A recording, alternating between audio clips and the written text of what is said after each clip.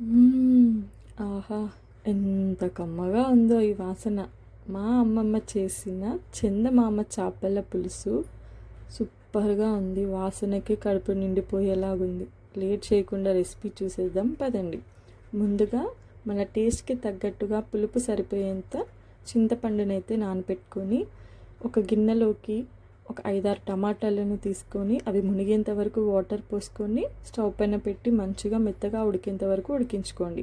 ఇప్పుడు ఈ టమాటాలని మనం ముందుగా నానబెట్టుకున్న చింతపండులోకి తీసుకొని అందులో కొద్దిగా గల్లుప్పు వేసుకొని మంచిగా మెత్తగా ఆ రసం అంతా కూడా ఆ టమాటాలో నుంచి వచ్చేలాగా ఆ చింతపండు రసం మొత్తం కూడా కలిసిపోయేలాగా మంచి మ్యాష్ చేసుకోవాలి. మనమైతే ఇప్పుడు మిక్సీ జార్లు లేదా స్ట్రెయినర్లు యూస్ చేస్తున్నాం, కానీ పాతకాలంలో వాళ్ళు చేసే పద్ధతి చాలా బాగుంటుంది. అందువల్లేనేమో వాళ్ళు చేసే వంటలకి అంత రుచి ఉంటుంది. మా మామయ్య వాళ్ళ అమ్మగారు మా అమ్మమ్మ గారు చాలా బాగా వంటలు చేస్తారు. మా అమ్మమ్మ వంటలకైతే చాలామంది ఫ్యాన్స్ అయితే ఉన్నారు. అమ్మమ్మ స్పెషల్ రెసిపీస్లో చేపల పులుసు అయితే అత్తిరిపోతుంది. మీరు కూడా ట్రై చేసి ఎలా ఉందో కామెంట్ చేసేయండి. మా అమ్మమ్మని ఎంకరేజ్ చేయండి. ఇలా మంచిగా పిండుకున్న తర్వాత ఆ తొక్కలన్నీ కూడా ఆ వాటర్లో నుంచి సపరేట్ అయ్యేలాగా మంచిగా పిండుకుంటూ తీసి ఒక గిన్నెలోకి అయితే ట్రాన్స్ఫర్ చేసుకొని ఆ జ్యూస్ని అయితే మనము కూరలో వాడుకోవడానికి పెట్టుకోవాలి. ఈ తొక్కలన్నీ కూడా కూర తినేటప్పుడు తగులుతూ ఉంటాయి కాబట్టి వీటిని అయితే ఇలా మంచిగా పిండుకొని రసం అంతా మా అమ్మమ్మగారు తీస్తున్నారు. ఏంటో వాళ్ళ చేతి మహిత్యమో తెలియదు, వాళ్ళ ప్రాసెస్ వల్లనో తెలియదు, కానీ టేస్ట్ మాత్రం బాగుంటాయి మనం చేసే వంటల కంటే. ఇప్పుడు ఇదే రసంలో మనము కారం తగినంత కారం అయితే వేసుకోవాలి. మేమైతే కారం ఎక్కువగానే తింటాము. అండ్ కారం టేస్ట్ని బట్టి కూడా కారం క్వాంటిటీ అనేది ఉంటుంది. అంటే కారం కొన్ని చాలా ఎక్కువ కారం ఉంటాయి, కొన్ని తక్కువ ఉంటాయి. సో దాన్ని బట్టి కూడా కారం క్వాంటిటీ అనేది ఉంటుంది. అండ్ మనం తినే దాన్ని బట్టి కూడా ఉంటుంది. సో మీ టేస్ట్కి తగినట్టుగా కారం అయితే వేసుకొని మంచిగా ఉండలన్నీ కరిగిపోయి మొత్తం అంతా కూడా ఈక్వల్గా కలిసేలాగా మంచిగా కలుపుకోండి. ఎంత ఇష్టంగా చేస్తుందో వంటలు, చాలా ప్రేమగా చేసి పెడుతుంది అందరికీ. ఎంతోమంది తన చెయ్యి వంట తిని ఉన్న వాళ్ళైతే చాలామంది ఉన్నారు, మర్చిపోరు ఆ వంటని. హాయ్ చెప్తుంది అమ్మమ్మ. ఒక పెద్ద సైజ్ ఆనియన్ కట్ చేసుకొని కడాయి పెట్టి అందులో ఆయిల్ అయితే వేసుకోండి.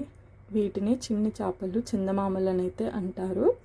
సో ఈ చేపలు అయితే మా వారు భద్రాచలం నుంచి తీసుకొచ్చారు. ఈరోజు పొద్దున్నే వెళ్ళారు, సో తీసుకొచ్చారు. నూనె వేడెక్కాక ఆనియన్ అందులో వేసి కొద్దిగా మగ్గనివ్వాలి. కొంచెం ఆనియన్ అనేది మగ్గిన తర్వాత అందులో పసుపు వేసుకొని అలాగే అల్లం పేస్ట్ కూడా వేసుకోవాలి. కొంచెం ప్రాసెస్ అనేది తొందరగా ఉంటుంది.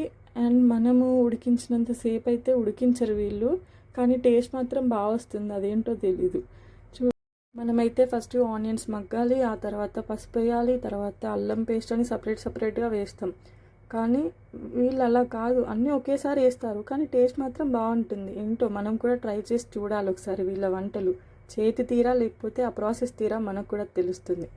అవి కొంచెం ఎగిన తర్వాత చిన్న చేపలను అయితే అందులో వేసుకోవాలి.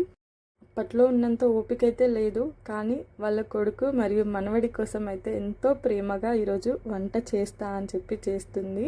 థ్యాంక్ యూ అమ్మమ్మ, అడగగానే చేసి పెడుతున్నావు. ఇలా చేపలన్నీ వేసుకున్న తర్వాత స్పూన్ యూజ్ చేయకుండా ఇలా వాటిని తిప్పుతూ అయితే కలుపుతున్నారు. చూడండి ఎంత బాగా కలిసిపోయాయో. మనమైతే స్పూన్స్ యూజ్ చేసి కలిపేస్తాం కదా, సో ఈ టెక్నిక్ ఏదో బాగుంది. సో యూజ్ చేద్దాం మనం కూడా నెక్స్ట్ టైం. మొత్తం అలా కలిపేసి స్టవ్ అనేది మీడియంలో పెట్టేసుకొని మూత పెట్టుకొని కాసేపు మగ్గనిచ్చుకుందాం. స్పూన్ ఎందుకు వాడలేదంటే అవి కుళ్ళు అవుతాయి చేపలు, అందుకే వాడలేదు. మనం ముందుగా కలిపి పెట్టుకున్న రసాన్ని అయితే ఇప్పుడు ఇందులో యాడ్ చేసుకుందాము. మొత్తం అంతా ఒకసారి లైట్గా అలా కలిపేసి మూత పెట్టేసుకుందామండి. చూడండి మనము అన్నీ ఇందులో యాడ్ చేసేసాం కాబట్టి ఏం వేయాల్సిన పని లేదు. కాసేపు మగ్గిన తర్వాత కొంచెం చిక్కదనం అయితే వస్తుంది. ఈ టైంలో మనము కొద్దిగా ఇందులో మసాలాలు అయితే యాడ్ చేసుకుంటే సరిపోతుందండి. టేస్ట్ చాలా బాగుంటుంది. ఈ స్టేజ్లో ఒకసారి ఉప్పు కారం అంతా కలిసిపోయిందా లేదా ఒకసారి టేస్ట్ చూడండి. మా అమ్మమ్మ ఎక్స్ప్రెషన్ చూడండి, సూపర్ ఉంటుంది అసలు. ఇక్కడైతే అన్నీ సరిపోయాయని చెప్తుంది. ఒకవేళ సరిపోకపోతే మీరు యాడ్ చేసుకోండి. తర్వాత ధనియాలు మరియు జీలకర్ర పొడి కొద్దిగా వేసుకొని, కొంచెం కొత్తిమీర వేసుకొని కాసేపు చిక్కదనం వచ్చేంత వరకు ఉంచుకొని దించేసుకుంటే సరిపోతుందండి. ఎంతో టేస్టీ చేపల పులుసు అయితే రెడీ అయిపోతుంది. సో మీకు ఒకవేళ ఉప్పు కారం సరిపోలేదు అని అనుకుంటే ఇందాక వేసుకోవచ్చు. ఆ టైంలో వేస్తే ఏంటంటే ముక్కకి మంచిగా పట్టి ఆ టేస్ట్ అనేది వస్తుంది. ఎంతో సింపుల్ అండ్ టేస్టీ చేపల పులుసు అయితే చూసేశారు కదా. మరికొన్ని వీడియోస్ అమ్మమ్మతో చేయించడానికి అయితే ట్రై చేస్తాను. ఈ వీడియో మీకు నచ్చిందని అనుకుంటున్నాను. హాట్గా సర్వ్ చేసుకొని తింటే ఉంటుంది నా సామిరంగా. సూపర్, అసలు వేరే లెవెల్. చేపలు ఎండినప్పుడు కంటే సాయంత్రం తెల్లారి తింటే ఇంకా టేస్ట్ చాలా బాగుంటుంది. మీరు కూడా ట్రై చేయండి. Like, share and subscribe to my channel. Thank you for watching. Bye.